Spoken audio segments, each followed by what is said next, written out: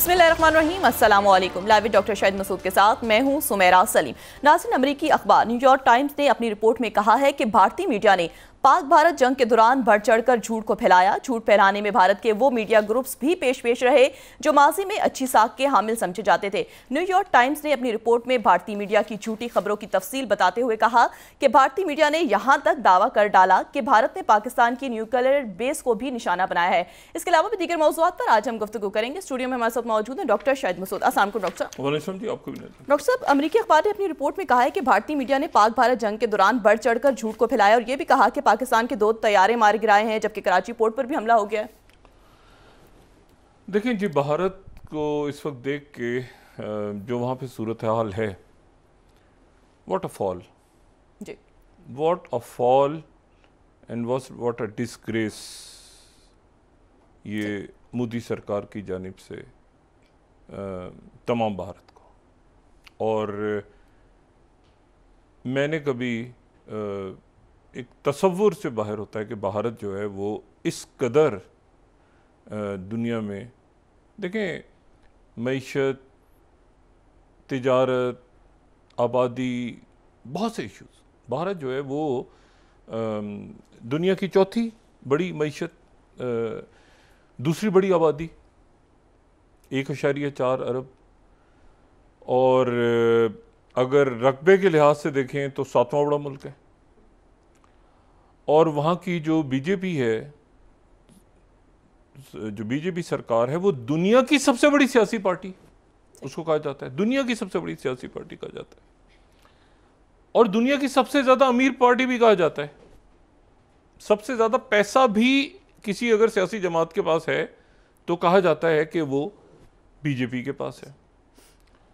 और ये मैं 39 स्लाइड कोट कर रहा हूँ, ब्लूमबर्ग, दुनिया की सबसे अमीर पार्टी। अच्छा, इसमें एसेट्स, इसमें उनके मुख्तलिफ जो पिछले सालों में जो करप्शन के,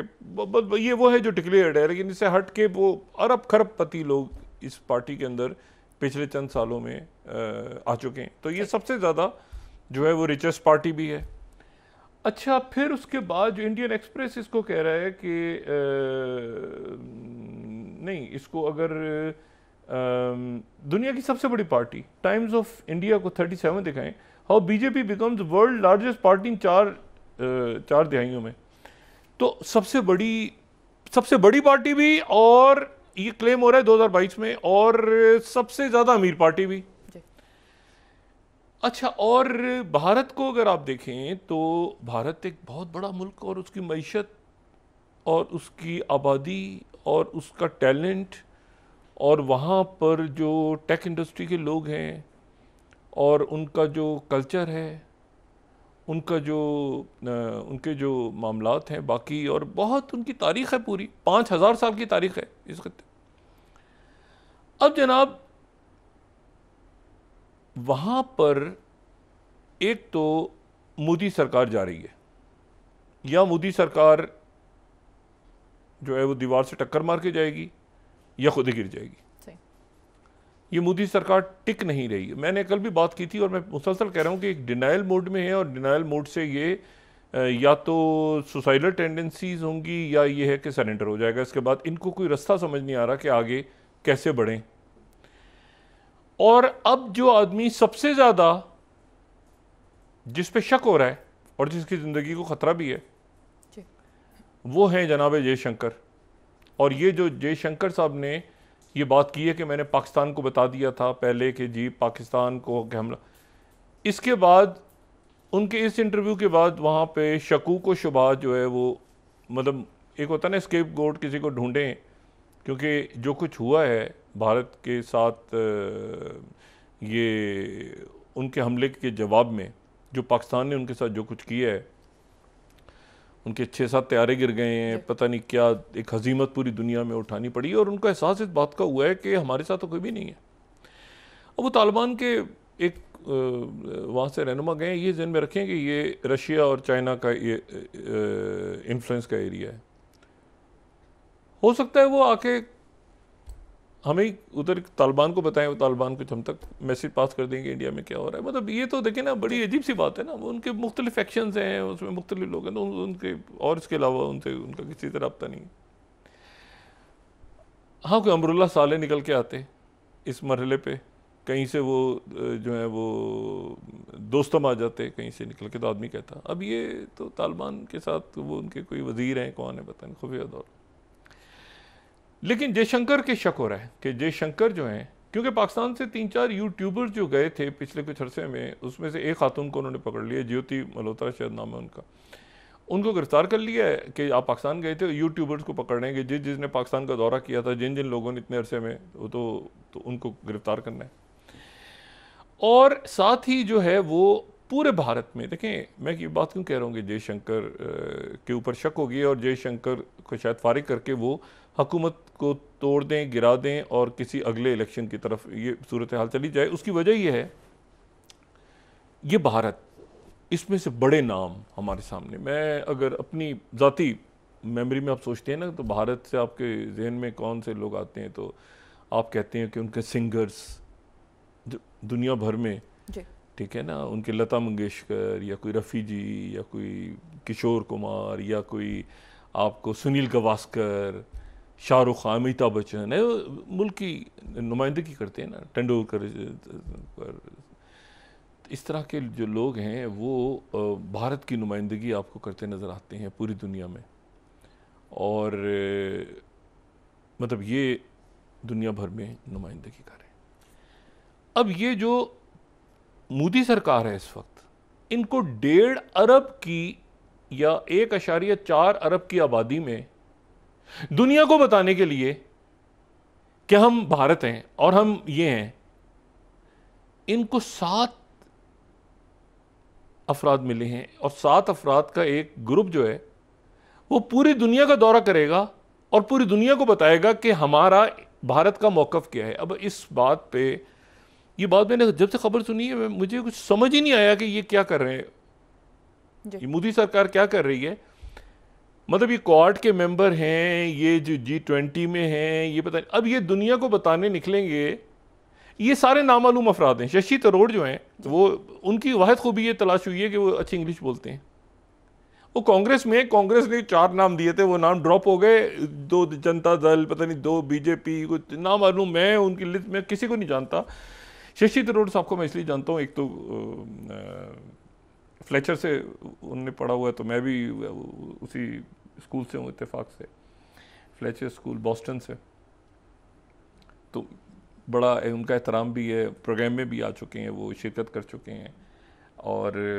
लेकिन उनकी वाहिद उनका क्राइटेरिया ये है मोदी सरकार का कि वो इंग्लिश अच्छी बोलते हैं और भारत का मौक़िफ़ अच्छा बर्दाश्त। अच्छा, भारत में कोई इंग्लिश बोलने वाला नहीं है, इसका मतलब शशि थरूर मिले, खुदा का वास्ता। ओ भाई, आपके जयशंकर, आपके सफ़ीर बाहर, देखें हमारे, आपने देखा इन दिनों में जो लोग, जिन लोगों ने, एक तो हमारे दिफाई तज़कियाकार है फौरी तौर पे,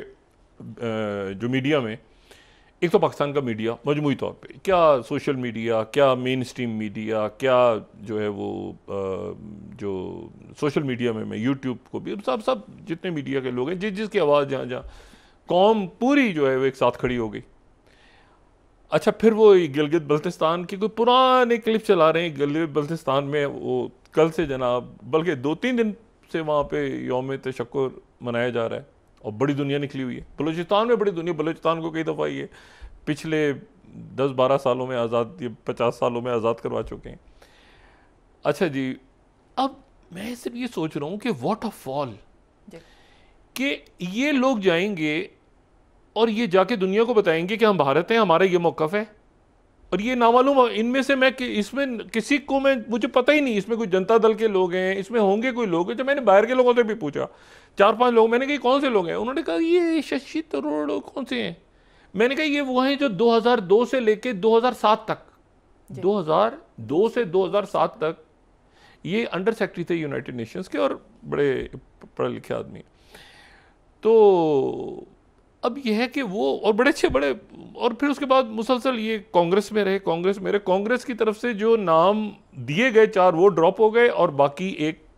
ऑल पार्टी, एक मलगूबा, उसमें बीजेपी और जनता दल और ये और वो सारे मिला के, और उसमें वो अवैसी साहब भी हैं। अच्छा, अब अवैसी साहब जो हैं वो वहाँ पे वक्फ का क्या मसाइल चल रहे थे, क्या हो रहा था वहाँ पे, भारत में मुसलमानों के साथ क्या होता है, कश्मीर में क्या हो रहा है, वो सारा छोड़ छाड़ के अपना, वो भी इस डेलीगेशन को पतली गली से निकलो, एक फेरा तो लगा के आओ टैक्स पेयर्स के पैसों पे। ओ भाई मसला ये है कि वाटरफॉल, मैं आपको मैं कंपेयर कर रहा हूँ पाकिस्तान के साथ इस तमाम अरसे में, और मैं आपको अंडर ओथ ये बात बता रहा हूँ, इस तमाम अरसे में जब से ये भारत के साथ पाकिस्तान की कशीदगी शुरू हुई 22 तारीख के बाद, किसी मीडिया चैनल पे नहीं कहा गया कि इस गेस्ट को आप लाएं और इस गेस्ट को ना लाएं। आपके क्या जो नेवी से ताल्लुक़ रखने वाले फॉर्मर ऑफिशियल्स क्या जो हैं वो ज़ाहिर है मौजूदा तो आते ही रहे, DGISPR उनके साथ एयरफोर्स और नेवी के लोग,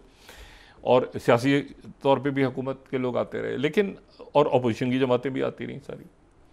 लेकिन क्योंकि सारी कौम एक हो गई ना। लेकिन उसके बाद आप देखेंगे मीडिया में कुछ किसी का नहीं कहा गया कि किसको लाना है, कि सारे लोग उसमें आप देखेंगे दिफाई तज्जियाकार खुद आ रहे हैं, उसके बाद जनाब जिससे कॉन्टैक्ट कर रहे हैं, और कमाल की बात आपको बताऊं कि हर शख्स हर वक्त अवेलेबल था, मतलब एक नहीं मिल रहा, दूसरा तीसरा चौथा पांचवा, सारे लोग हर वक्त जो है अवेलेबल थे कि जी बीपा देना है, आपने स्टूडियो में आना है, अच्छा जी घर से कुछ नहीं किसी को कहा गया, जो कुछ हुआ मीडिया ने खुद किया। मैं ये बात यहाँ पे कम से कम अपने अदारे के हवाले से हल्फन कह रहा हूँ कि हमें कहा ही नहीं, मतलब जितने गेस्ट थे वो खुद, हम चाहे वो मोईद यूसुफ साहब हों, चाहे वो हिना रब्बानी खर हों, चाहे वो नासिर जंजुआ साहब हों, चाहे वो जन सईद, उनको फर्स्ट टाइम मैंने सुना तो बड़े ज़बरदस्त, मुनीर अकरम साहब हों, और क्या मैं नाम बासित साहब हों, सारे इजाज़ चौधरी साहब हों, मैं किसका नाम मिस ना कर जाऊँ, जितने लोग थे उन्होंने, और हमारे जो टीवी पे जो प्रोग्राम्स होस्ट कर रहे हैं, तो तज्जियाकार हैं, जो बाकी लोग जो सोशल मीडिया पे हैं, जो सारे पूरी कौम इकट्ठी हो गई, और क्या ताजिर और क्या ख़वातीन और क्या बच्चे और क्या। अब इनको अच्छा, और दूसरी बात क्या हुई, देखिए हमारा फॉरेन ऑफिस कितना एक्टिव हुआ। आप ये देखें कि वो डॉक्टर फैसल जो बरतानिया में है वो मौजूद हैं, अमेरिका में जो एम्बेसडर हैं रिजवान शेख साहब वो मौजूद हैं वहाँ पे, उसके बाद जो हमारे नए मंदूब गए हैं वहाँ पे एजाज साहब वो मौजूद हैं, अक़वाम मुत्तहिदा में वो, हर जगह बात हो रही है। इनको भारत को अपनी दुनिया में नुमाइंदगी करने के लिए ये 7 लोग मिले हैं, ये जिनमें शशि थरूर जो हैं उनको भी 2007 के बाद उनका इंट्रैक्शन नहीं रहा बाहर की दुनिया के साथ, 2007 के बाद, क्योंकि 2007 में वो जाहिर है कि वो बड़े अच्छे हैं, लेकिन ये कि वो उस वक्त क्योंकि 2002 और 2007 के दौरान जो है वो बड़ा अहम दौर था, ये वो दौर था जो वॉर ऑन टेरर, और जाहिर है कि एक ख़ास एक सूरत हाल दुनिया में डेवलप थी, तो उनका बड़ा अच्छा वहाँ रोल चल रहा था। ये वो दौर था जब वो कोशिश कर रहे थे सेक्रेटरी जनरलशिप की भी, मुझे अच्छी तरह याद है उनसे जब 1-2 जगह इंटरेक्शन हुआ तो वो सेक्रेटरी जनरलशिप की भी कोशिश कर रहे थे, और भारत ये भी कोशिश कर रहा था कि वो अक़वाम मुत्तहिदा का मुस्तक़िल रुकन बन जाए। तो उस वक्त शशि थरूर साहब से 2002 और 2007 के दरमियान जो है वो बहुत ज़्यादा गपशप नहीं, लेकिन उनसे अलग सेलेक्ट होती रही, हमारे स्टूडियोज़ में आए और सारा उन्होंने दुबई के अंदर देखा। मैं ये सोच रहा हूँ कि ये क्या भारत के ये फैसले हैं इस वक्त। अच्छा आप ये देखें, हमारे क्रिकेटर्स, हमारे जो फ़नकार हैं, हमारे जो शायर हैं,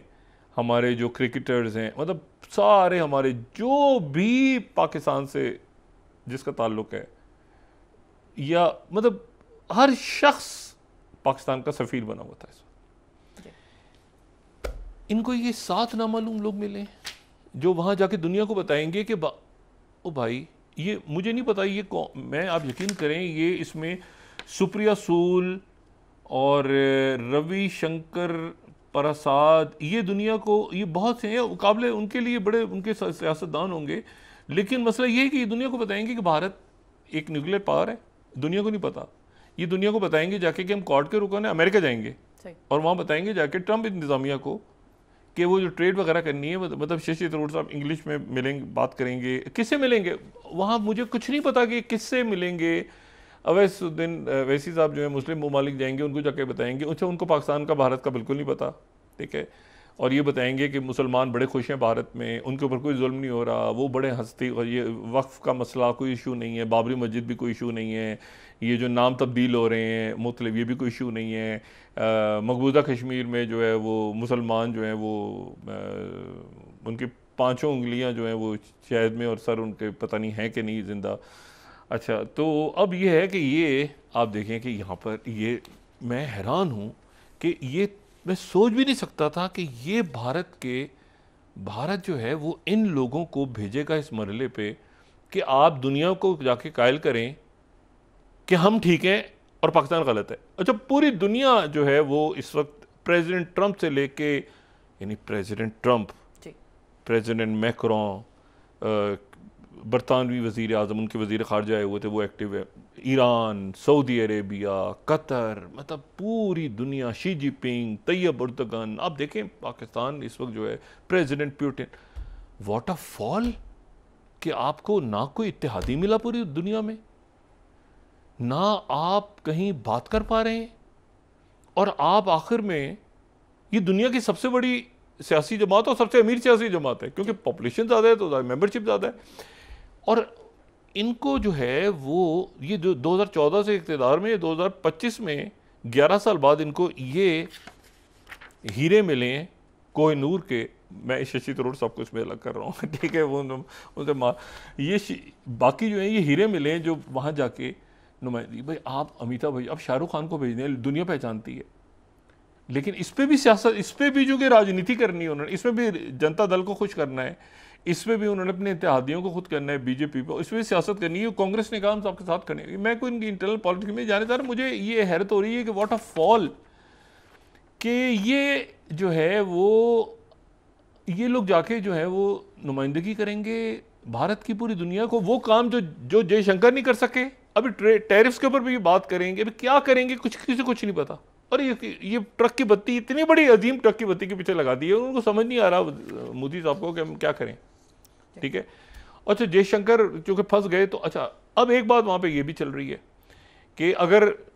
हुकूमत तोड़ देते हैं वो, या आगे पीछे चले जाते हैं मोदी साहब, ये हुकूमत की गिर जाती है, तो जयशंकर अगले वजीर खारजा होंगे,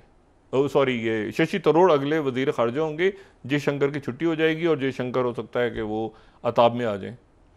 जैसे उनके अभी आपने देखा कि वो जो मिस्री साहब के पूरी फैमिली के पीछे लग गए, और फिर वो जो कहना सूफिया के पीछे, तो 1 मिनट लगेगा जयशंकर को कि इसकी वजह से तनाव हुए हैं, ये देखें जासूसी कर रहा था पाकिस्तान, इसने पूरा पाकिस्तान को प्लान बता दिया। उन्होंने कहा ना हमने 1 दिन पहले कह दिया था, तो 1-2 दिन पहले बता दिया था, तो कहेंगे ये जासूस था। इनका कोई इशू, कोई मसला है ही नहीं। और शशि थरूर जो है वो हीरो बन गए हैं, वो कांग्रेस के हैं, राहुल गांधी कह रहे हैं कि हमने तो नाम दूसरे दिए थे, हम तो इकट्ठा करना चाहते थे। ये जनाब वाटरफॉल, अब यकीन करें कि अफसोस हो रहा है, अफसोस भी कि हैरत भी हो रही है कि भारत का क्या हशर की है, क्या भारत का क्या हाल किया ये मोदी सरकार ने, बिल्कुल टोटल ठुस। अच्छा, उसके बाद जो है वो दूसरी बात देखें, वो तिरंगा यात्रा थी वो फारिग हो गई। अच्छा, वो फारिग इसलिए हो गई कि उसमें एक चल रहा बड़ा मसला। एक देखें, जब जो आरएसएस है, आरएसएस, बीजेपी आरएसएस, तो गुलवारकर इनके दूसरे जो हैं वो सरबरा, आरएसएस के भी 100 साल हो जाएंगे ना, इसी साल 100 साल पूरे हो जाएंगे। तो जो इनके दूसरे सरबरा थे वो 1940 से लेके 1973 तक, 1940 से 1973 तक वो उन्होंने आरएसएस को हेड किया, और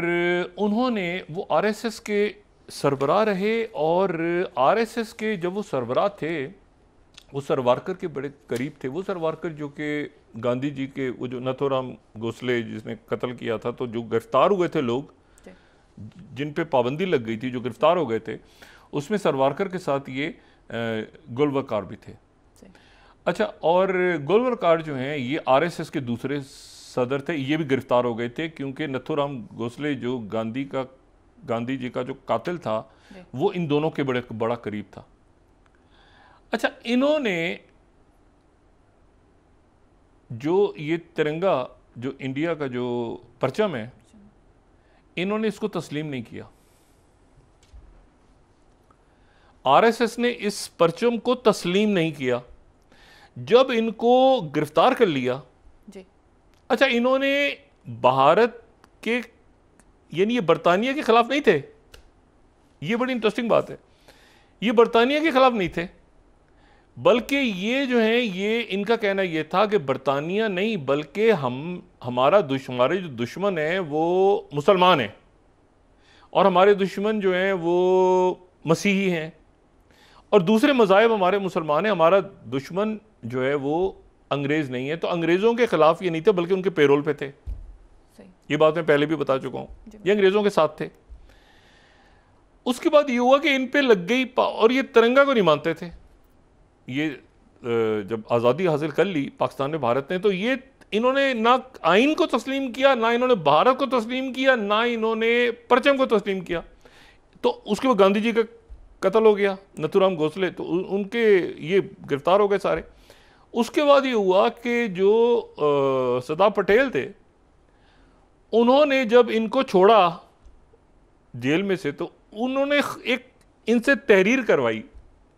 आरएसएस के जो सर पर पाबंदी लगी हुई थी लोग, इनसे जनाब इन्होंने एक ख़त लिखवाया और ख़त ये था, यानी वो हल्फिया बयान ये था कि हम तिरंगा को मानेंगे, भारत के परचम को मानेंगे और हम भारत के आइन को भी मानेंगे और हम दहशतगर्दी नहीं करेंगे, हम गुंडागर्दी नहीं करेंगे और आइन को मानेंगे। ये इस जैसे वो पहले जब सरवारकर गिरफ्तार हुए थे, काला पानी से शिफ्ट हो गए थे, ये बात है पहले, तो उसके बाद ये हुआ कि ये इन्होंने ख़त लिखा कि हम अब मानेंगे तिरंगा को, ये करके बाहर आ गए।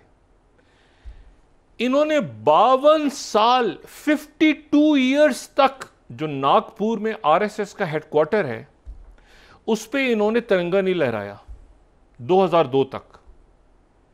बल्कि 2002 में ये हुआ, 2001-2002 में, कि वो 3 लड़के अंदर दाखिल हुए नौजवान, उन्होंने जाके भारत का परचम लहराने की कोशिश की, उनको आरएसएस के गुंडों ने पकड़ के मारा कि तुम यहाँ पे भारत का परचम लहराते हो, इसको तो हम मानते ही नहीं है, ना हम आइन को मानते हैं, ना हम आइन को मानते हैं, ना हम जिसके लिए भी मार्च निकाल रहे हैं, ये फारिग हो गया ना मार्च, अब ये नई ट्रक की बत्ती है कि 7 लोग बाहर जाएंगे, दुनिया को कायल करेंगे। अच्छा, अब मैं यहाँ पे कोट कर रहा हूँ सबसे पहले तो सेकंड स्लाइड रेफरेंसेस के लिए इंपॉर्टेंट बात है। Second slide, the Hindu, Patel asked RSS to accept tricolour, तिरंगे को मानने के लिए उन्होंने कहा था conditions imposed on RSS by Sardar Patel for removal of,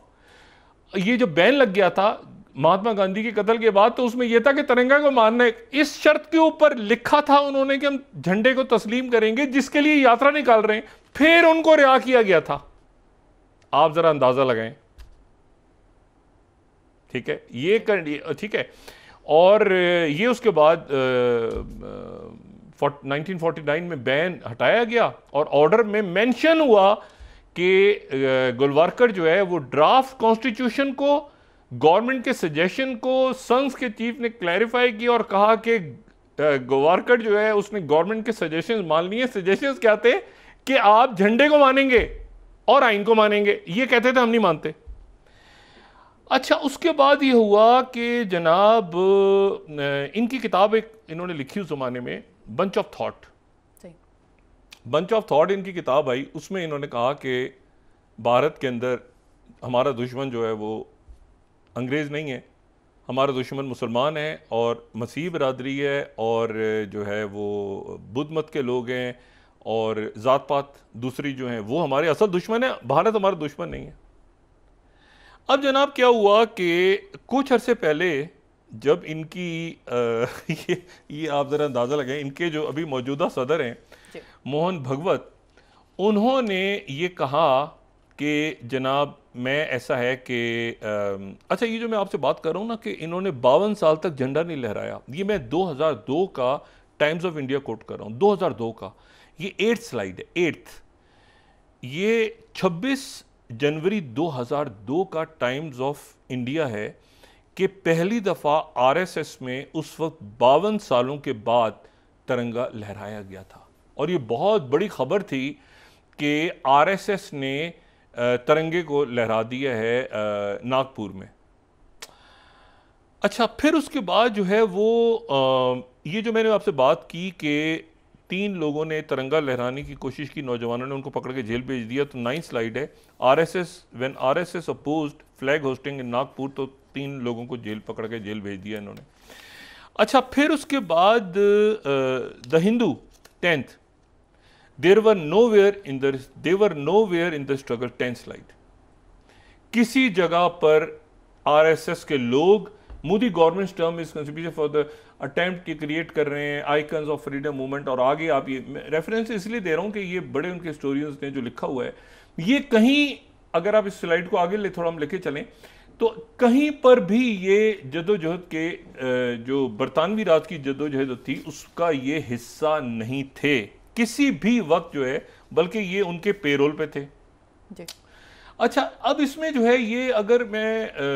वक्फे में जाने से पहले अगर जल्दी से इंडियन एक्सप्रेस हम दिखा दें 7th, तो मोहन भगवत जो है उन्होंने ये एंटी मुस्लिम रिमार्क्स, एक तो उन्होंने कहा कि ये उस दौर की बात है भाई, ये जो है ये गोवलकर ने जो बात की थी, गोवलकर जी ने, जिनको गुरु कहते हैं, ये अपना गुरु कहते हैं, ये बंच ऑफ थॉट्स में जो किताब लिखी थी जिसमें मुसलमानों को शत्रु का था, शत्रु का मतलब है दुश्मन, तो वो हम निकाल देते हैं इसमें से, वो उस दौर की बात थी उसको हम निकाल देते हैं, वो अब हम इतना ज्यादा उसको नहीं मानते। टाइम्स ऑफ इंडिया में RSS has discarded chunks of Golwalkar's thought, ये मोहन भगवत ने कहा कि जनाब कुछ बातें हम निकाल देते हैं, और वो बंच ऑफ थॉट्स में क्या लिखा, ये इनके गुरु थे, ये गुरु हैं अभी भी, उन्होंने लिखा था कि कम्युनिटी क्रिश्चियंस और कम्युनिस्ट अंदर के दुश्मन हैं मुसलमानों के साथ। ये अब देखें, मुस्लिम्स एज अनवांटेड, ये ऊपर पढ़े आप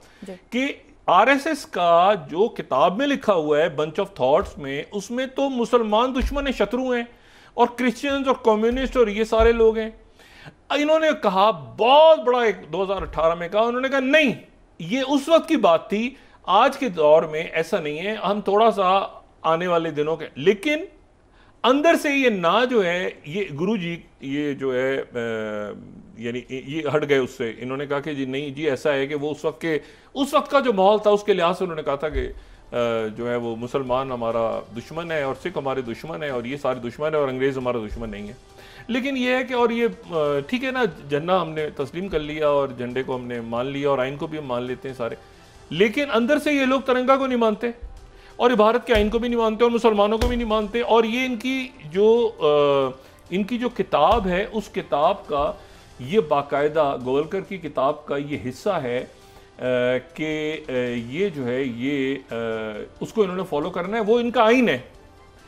अब ये जनाब निकाल रहे हैं इस मरहले पे तिरंगा यात्रा, इनको कुछ समझ नहीं आ रहा ना कि करें क्या करें। इस वक्त मैंने आपसे कहा ना कि दीवार से टकराएं, कमरे में बंद हो जाएं, जो बोलता है आदमी उसके मुंह से कोई उल्टी उटपटांग बात निकलती है। मोदी सरकार, मोदी साहब चिकन आउट, राजनाथ सिंह आते हैं थोड़े, वो उन्होंने देखा मैं अकेले ही धमकियां लगा रहा हूँ, यार मजाक बन रहा हूँ, पीछे हट जाओ, ये 7 लोगों को आगे, वो यात्रा किधर गई, वो कास्ट की कोई बिहार का कोई था मामला। असल सवाल अपनी जगह मौजूद है कि 22 तारीख को दहशतगर्दी किसने की थी, उसके बाद क्या राफेल गिरे नहीं गिरे, वो S-400 का क्या बना, दुनिया में तन्हाई कैसे हो गई। ट्रम्प रोज इनको सुबह शाम, जैसे दवाई होती है ना किसी को, सुबह दोपहर शाम 3 दफा जूते मारता है मोदी सरकार को। अब मसला ये है कि ये करें तो क्या करें। ब्रेक के बाद और सब डिस्कस आखिर में ये 6 इस शशि थरूर साहब को मैं अब क्या कहूँ, मतलब जाहिर है हो सकता है वो अगले वजीर खारजा उनको बना दे, बीजेपी वाले, उनसे गालिबन यही वादा हुआ है, तो क्योंकि जयशंकर को उन्होंने थ्रू अंडर द बस कर दिया और जयशंकर को ये जब से जयशंकर ने बातें की है ना इसको पकड़ के बैठ गए। ब्रेक के बाद और सब डिस्कस करते हैं और इलेक्शन की तरफ शायद चले जाएं, हुकूमत गिर जाए, ये इनसे हुकूमत नहीं चल रही। और अगर ये लोग भारत का चेहरा है जो जाके तमाम दुनिया को, क्वाड, जापान, ऑस्ट्रेलिया, 193 मुल्कों को, देखे ना, तालिबान को तो तस्लीम नहीं किया गया, 193 मुल्कों में जाएंगे और वहाँ जाके मुसलमानों के बारे में बताएंगे। ख़ास तौर पे मैं इनको मशवरा देता हूँ कि ये सबसे पहले तो जो है वो अहमद शरा से मिलें, सीरिया जाएं, अहमद शरा से मिलें, उसके बाद ये जो है ये बाकी दौरा करें ना। ये ब्रेक के बाद डिस्कस कर लेते हैं जी। नाज़रीन वापस आते हैं छोटे से ब्रेक के बाद। इनके हक में इसराइल ने भी बयान नहीं दिया।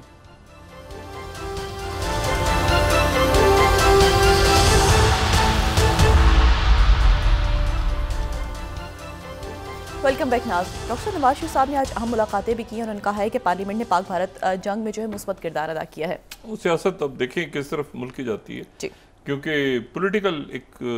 मामला तो उलझन का शिकार हैं और इख्तलाफात भी हैं। तहरीक इंसाफ बाहर है इस पूरे अरेंजमेंट से, वो किस तरह से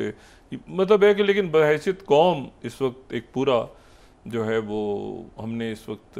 इत्तेहाद का मुजाहरा किया है और आने वाले दिनों में देखें कि ये पूरा जो सियासी अरेंजमेंट है, पॉलिटिकल अरेंजमेंट, ये क्या शक्ल इख्तियार करता है, ये भी देखना है और इत्तेहाद की बहुत ज़रूरत है।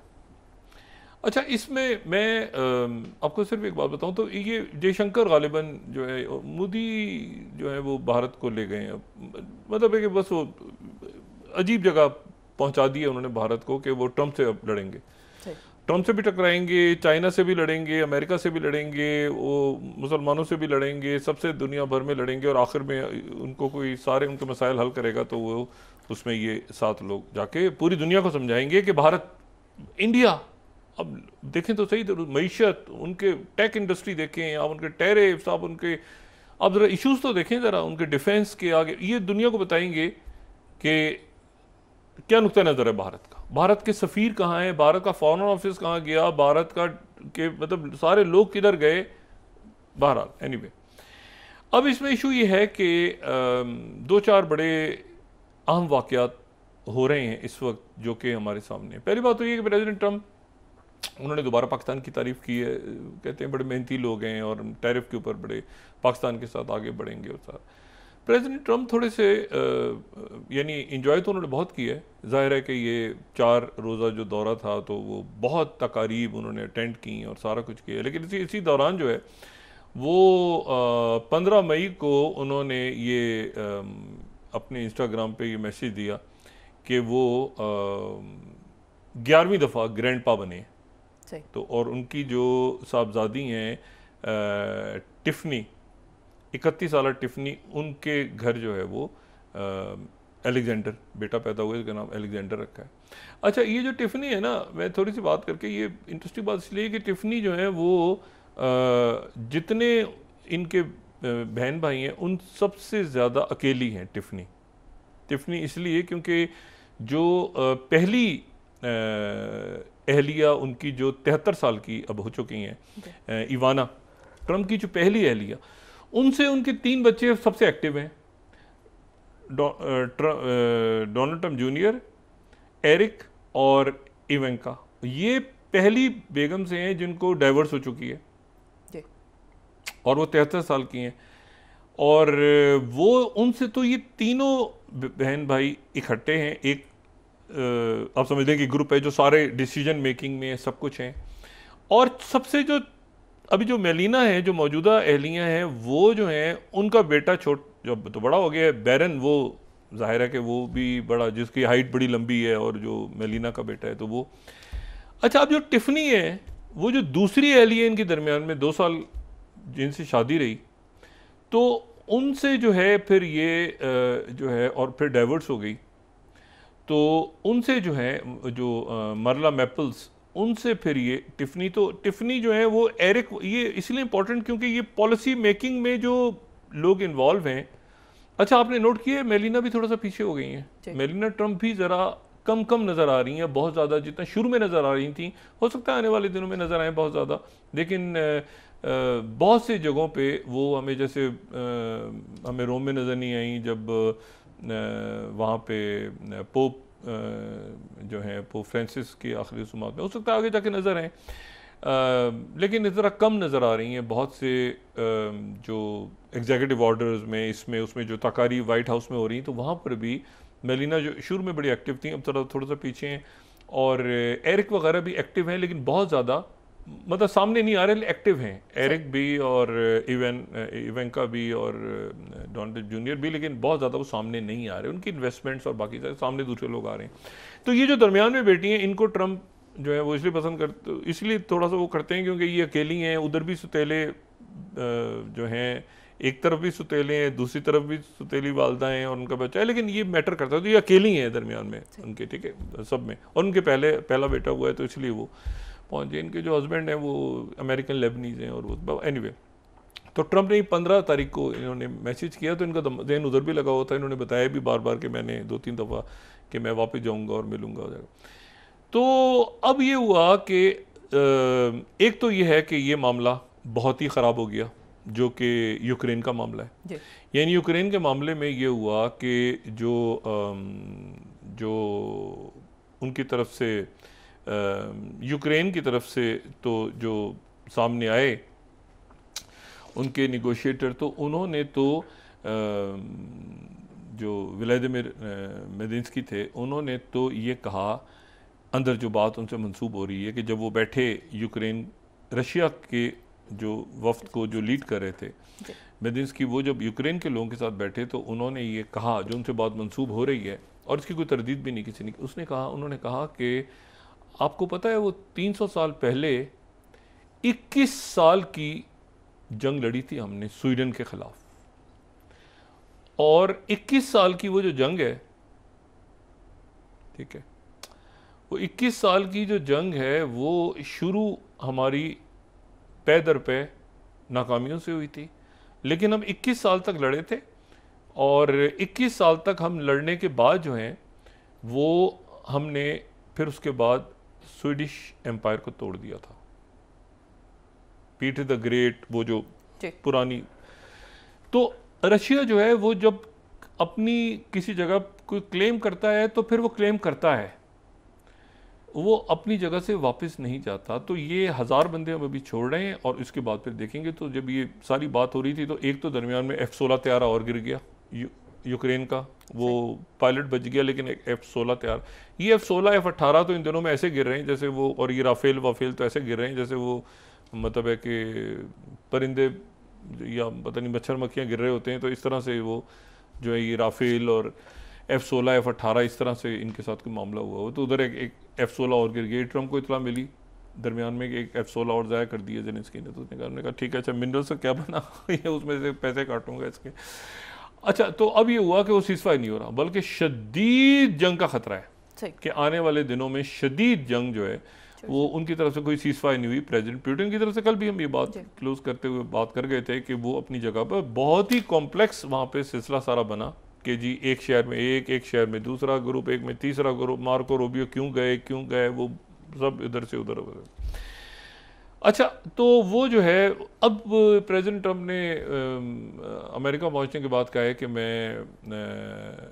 मंडे को जेलेंस्की और पुतिन दोनों से बात करूंगा। ये जंग उस वक्त ख़त्म नहीं होगी जब तक पुतिन मुझसे नहीं मिलेंगे। अच्छा, पुतिन इस पर खामोश है कि पुतिन कब मिलेंगे, जब तक, अच्छा पुतिन मिलेंगे लेकिन उस वक्त तक मिलेंगे जब तक सारी कंडीशंस वो नाक रगड़वा के बिल्कुल जेलेंस्की से सारी कंडीशंस वगैरह नहीं मानते, तो उस वक्त वो मिलेंगे प्रेसिडेंट ट्रंप से।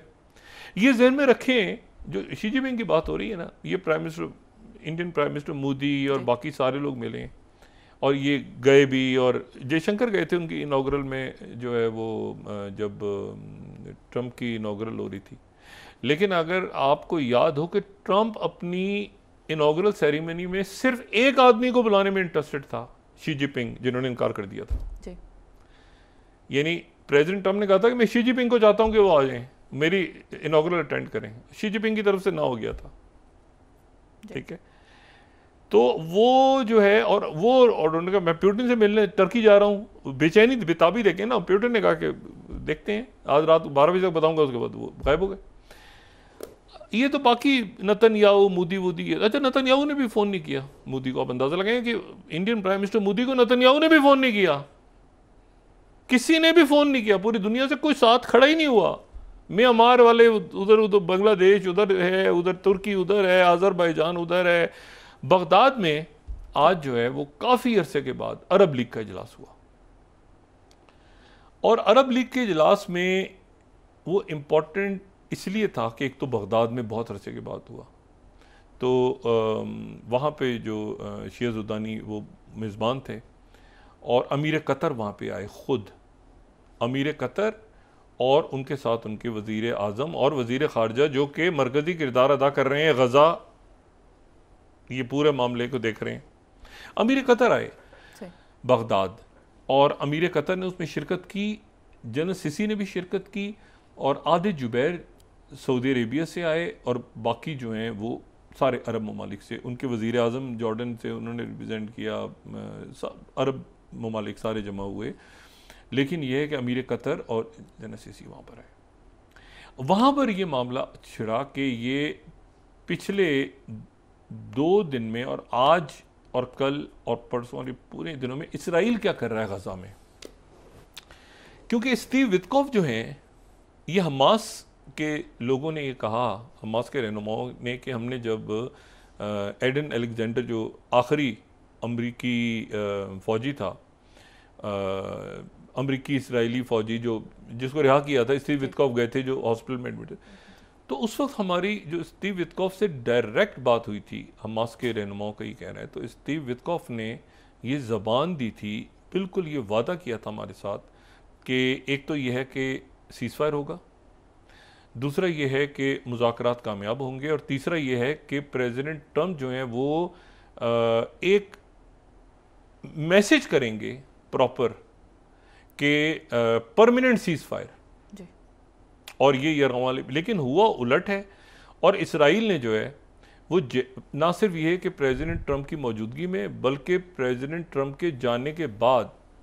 यानी सिर्फ आज एक दिन में उन्होंने कोई 100 के लगभग लोग आशहीद किए हैं, कल और परसों। तो हमास के अंदर ये, अब जाहिर है कि हमास तक बात तो नहीं थी ना, इसमें कतर, इसमें मिस्र, और सबसे बढ़ के सऊदी अरेबिया और यूएई और बाकी सारे ममालिक इसमें शरीक थे। मुत्तहिदा अरब अमारात के जो नायब सदर हैं वो मौजूद थे यहाँ पे बगदाद में आज। तो यहाँ पर अरब लीग का इजलास हुआ, और अरब लीग की तारीख मैं आपको सिर्फ बता दूँ, ओआईसी वगैरह सब बाद में बने। अरब लीग वो इसराइल के साथ जब मामला हुआ था, तो उस वक्त अरब लीग जो है वो 1940 की दिहाई में ये बनी थी अरब लीग, और इशू ही इसराइल के अगेंस्ट। तो अरब लीग का इजलास और काफ़ी अरसे के बाद इराक़ में हुआ, तो इसलिए ये इंपॉर्टेंट इजलास था। तो इनको ज़ाहिर है कि जो दरमियान में मालिक थे उनको सबको पता है कि क्या होना था। सब ने बात की गज़ा के हवाले से, लेकिन यह है कि वो उधर इसराइल को पता ही कुछ नहीं। उन्होंने जनाब ये कहा कि तवज्जो, जो कल भी मैंने बात की ना कि तवज्जो हासिल करो, मुझे फ़ोन करें ट्रम्प, मुझे फ़ोन करें ट्रम्प, मुझे फ़ोन करें। उन्होंने जनाब ज़मीनी ऑपरेशन की तैयारी शुरू कर दी, और ज़मीनी ऑपरेशन की उन्होंने तैयारी शुरू कर दी, और साथ ही उन्होंने कहा कि हम ये पूरे गज़ा को घेर के इसको बंद करवा रहे। बेशुमार लोग उन्होंने शहीद कर दिए मज़ीद, और साथ ही उन्होंने जो है वो यमन के ऊपर भी स्ट्राइक शुरू कर दी, और इसलिए सिर्फ कि हमें कोई अमेरिकन फ़ोन करे।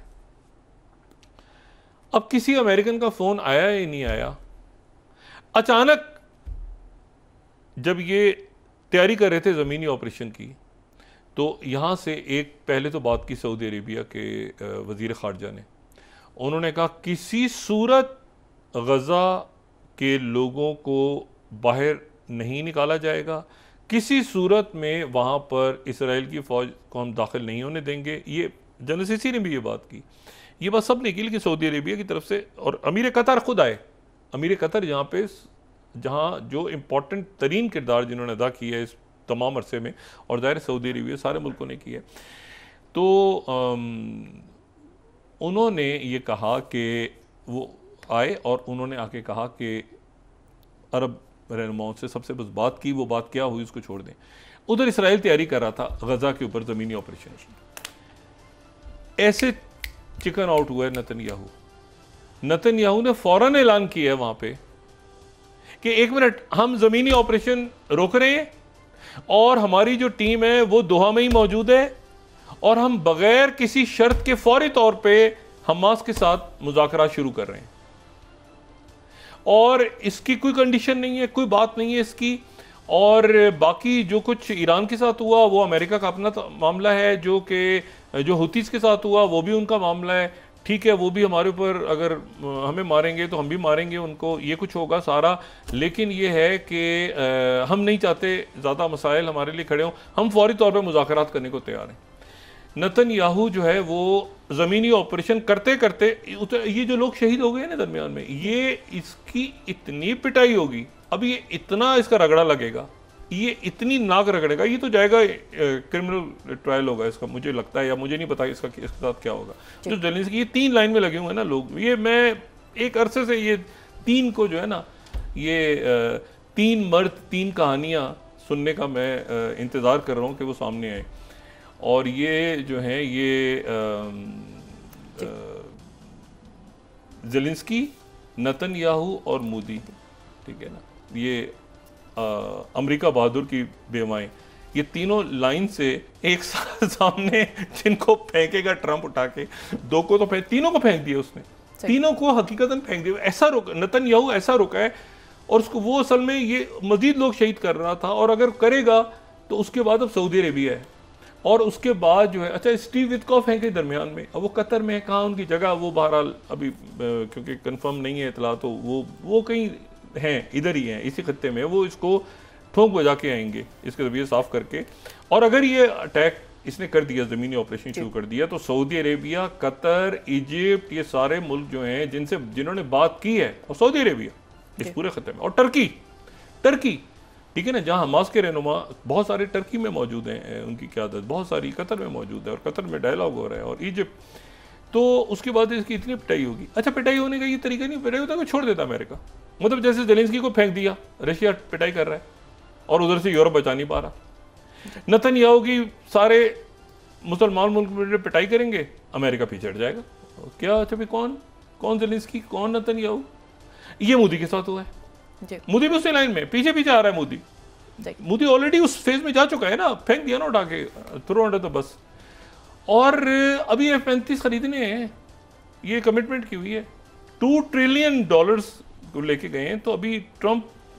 वो तो दुनिया की बड़ी मईशतें नहीं है ना इस वक्त, सबसे बड़ी मईशत बनने का तो मोदी सरकार कह रही है ना बार बार, और इनकी अपनी पार्टी के पास billions and billions and billions of dollars हैं। तो अगर हुकूमत का पैसा नहीं भी देना तो पार्टी का तो दे सकते हैं ना जी, ठीक है ना। तो बात यह है कि अपनी पार्टी के पैसों से अब ये F-35 तैयारी खरीदें, और फिर F-35 को आजमाएं। पहले तो F-35 खरीदें, पहले ऑर्डर दें, फिर वो बन के आएंगे, फिर वो जब पहुंचेंगे, फिर उसके बाद राफेल को साइड पे लगाएं, फिर कह रहे हैं फ्रांस को गालियां दे रहे हैं, फ्रांस को भी गालियां दे रहे हैं, क्योंकि फ्रांस भी साथ नहीं कर रहा ना। मतलब एक अजीब सूरत हाल है। और आप यकीन करें कि ये अब मैं